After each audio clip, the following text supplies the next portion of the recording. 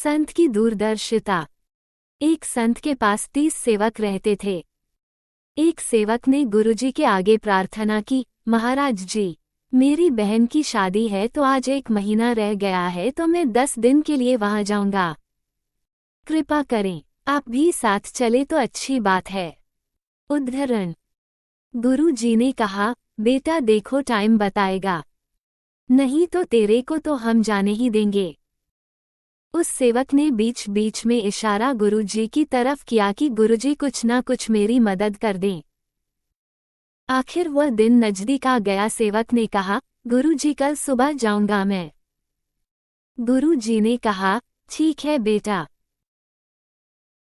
सुबह हो गई। जब सेवक जाने लगा तो गुरुजी ने उसे 5 किलो अनार दिए और कहा, ले जा बेटा, भगवान तेरी बहन की शादी खूब धूमधाम से करे, दुनिया याद करे कि ऐसी शादी तो हमने कभी देखी ही नहीं, और साथ में 2 सेवक भेज दिए, जाओ तुम शादी पूरी करके आ जाना।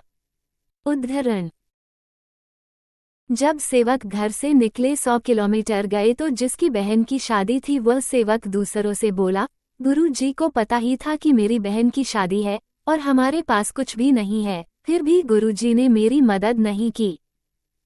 2-3 दिन के बाद वह अपने घर पहुंच गया।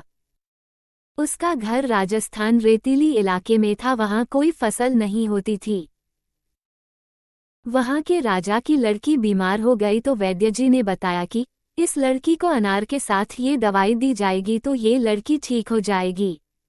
उद्धरण। राजा ने मुनादी करवा रखी थी कि अगर किसी के पास अनार है तो राजा उसे बहुत ही इनाम देंगे।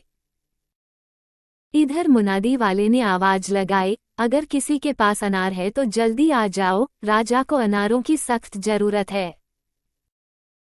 जब यह आवाज उन सेवकों के कानों में पड़ी तो वो सेवक उस मुनादी वाले के पास गए और कहा कि हमारे पास अनार है, चलो राजा जी के पास। राजा जी को अनार दिए गए, अनार का जूस निकाला गया और लड़की को दवाई दी गई तो लड़की ठीक ठाक हो गई। राजा जी ने पूछा, तुम कहाँ से आए हो? तो उसने सारी हकीकत बता दी। राजा ने कहा, ठीक है, तुम्हारी बहन की शादी मैं करूंगा। राजा जी ने हुक्म दिया कि ऐसी शादी होनी चाहिए जिसे देखकर लोग ये कहे कि यह राजा की लड़की की शादी है। उद्धरण। सब बारातियों को सोने चांदी गहने के उपहार दिए गए। बारात की सेवा बहुत अच्छी हुई। लड़की को बहुत सारा धन दिया गया। लड़की के माँ बाप को बहुत ही जमीन जायदाद व आलीशान मकान और बहुत सारे रुपए पैसे दिए गए।